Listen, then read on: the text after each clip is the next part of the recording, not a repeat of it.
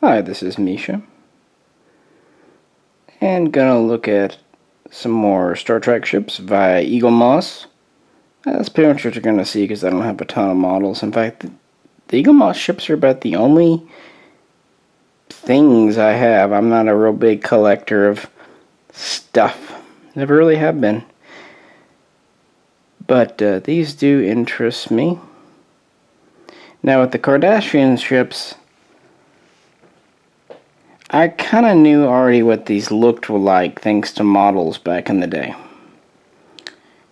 And the way I tend to think of things, observe things, I like having complete sets, complete fleets. So now that I've got more or less all of the Cardi ships here, was that a racist term on YouTube, Cardi? I don't know. I was waiting on the center one here, the Keldon. Before we get going, something interesting. I know subscribers that get these monthly have the Keldon, but it's not on Eaglemoss's site. And it's been released for quite some time now. In fact, they put up a couple of things, a couple of product SKUs since then. I wonder if they just forgot. But I did find this at a local shop and was very thrilled. And then, of course, anytime you're anticipating something, I noticed it came on. I happened just to have checked there the day it came in, picked one up. When it came in, of course, it was broken and they were already sold out. But luckily, it was just this little head here. And it wasn't so much broken as it looks like the glue didn't quite take. So I got it glued back. If they get more, I might mention it. If not, it's not a big deal. So first off, we have the Galor, which is just the quintessential Cardassian ship since the Next Generation. And it's a unique design, and I like it. I believe you first see these in Season 4 of Next Generation. And it carries through Deep Space Nine and even a bit into Voyager. Not an Enterprise, thank God. Next up, we have a ship that's pretty unique to the Eaglemoss set. Just pretend like it's flying, guys. I really hope I don't make any of you ill. I'm holding the camera steady, but like I said, I don't exactly know what I'm pointing at, so. This is the Hideki fighter, kind of their small ship. This was exclusive to Deep Space Nine as far as I know. And it was actually a new design that they made finally after needing one for a long time.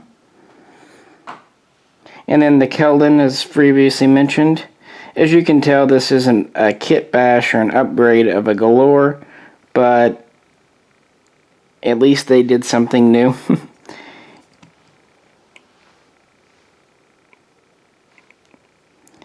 Basically, they just added this module on top and these fins in the back. But that's okay. In the back we have some freighters, which are actually Bajoran, but they appear in several scenes with Cardassian convoys, so I'm counting them. And that's what they often did, and you could always easily say that Bajorans got their ships from Cardassians. So let's just go over it real quick. The Galor was just their main combat cruiser. It's a little under 500 meters and had a crew of about 600 folks. It tended to have plasma type weapons, although of course with any fictional thing the weapons kind of changed as the scene needed it. They've been kind of with phasers, disruptors, and even quantum torpedoes. Well, sort of. Cardassians were known for having them, and photons. So it was their ship. These usually seem to like they attacked in a little 3 formation. Maybe they were watching old episodes of Battlestar Galactica and saw the Cylons and thought, hey, that's a good idea. 3. It's a reasonably powerful ship, but usually in most episodes its job is to either be intimidating or get its ass kicked. At least up until the Dominion War. It's just an average ship, probably on par with like a Nebula. The Keldon is the upgraded version for the Obsidian Order.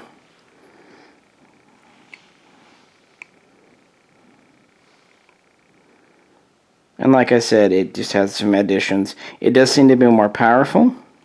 And at least some of them were fitted with cloak for all the good that did. So we can maybe assume it has a better power plant. It's more efficient. It's definitely an upgraded design. Unfortunately, we didn't see a lot of these in the Dominion War. Next to none, really. But it kept it kind of exclusive, I guess. And this is a really unique ship to the Eaglemoss, and why I've been waiting on it for months. And was just really kind of getting annoyed that the website didn't show it. Because I'm not a subscriber. I buy what I like and don't what I don't.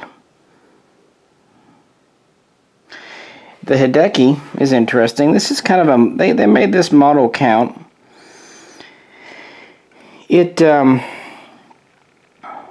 primarily a fighter, as you see here, used in mass, basically suicide waves.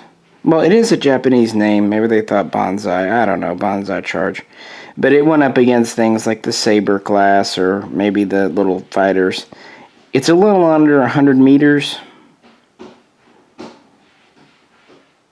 So not too small, but not big. It's also been used as like a shuttle, a transport, and in a gray paint scheme as a patrol ship. Which makes sense. A fighter could easily be a patrol ship. Absolutely makes sense. And essentially it's cannon fodder.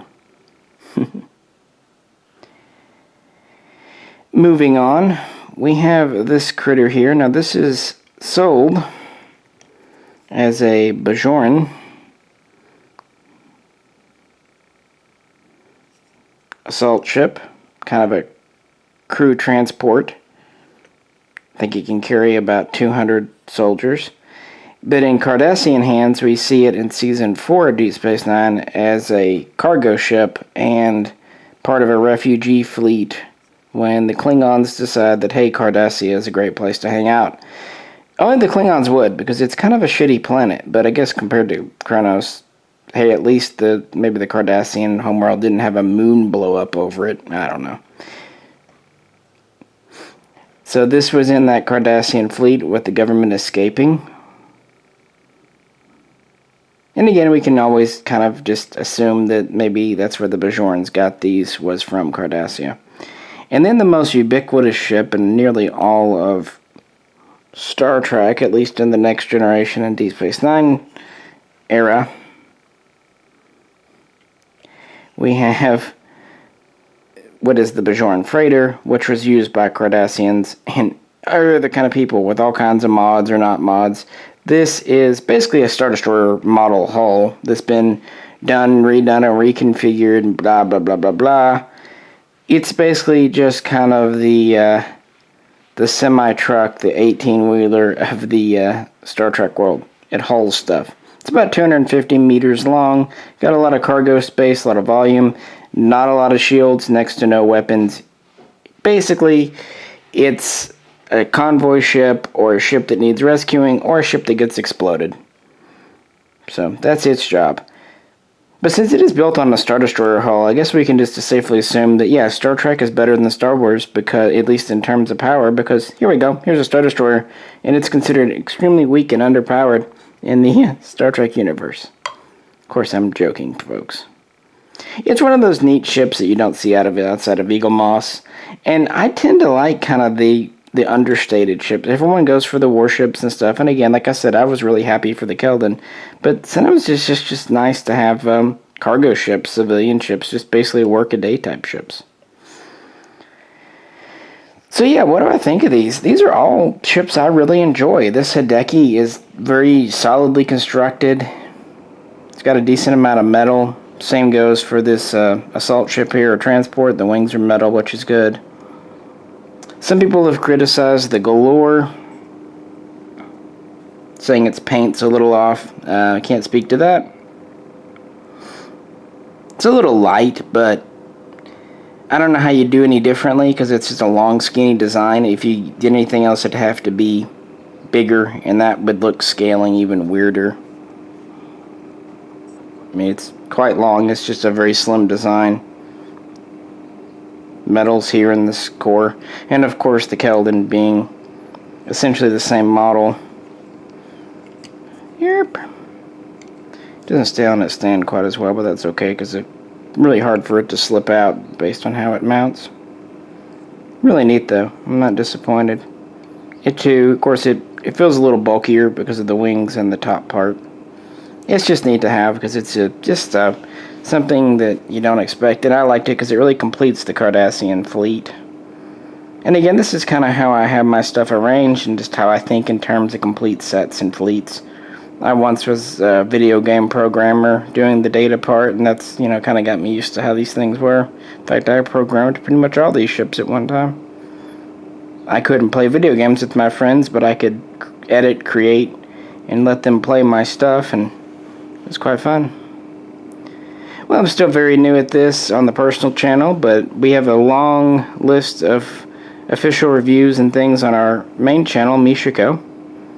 And I will add things here. And again, I'm doing my best with the picture quality. Hopefully you were able to make something out. Really appreciate you tuning in. If you have any questions or comments, please post them below. This is Misha, and I will catch you next time.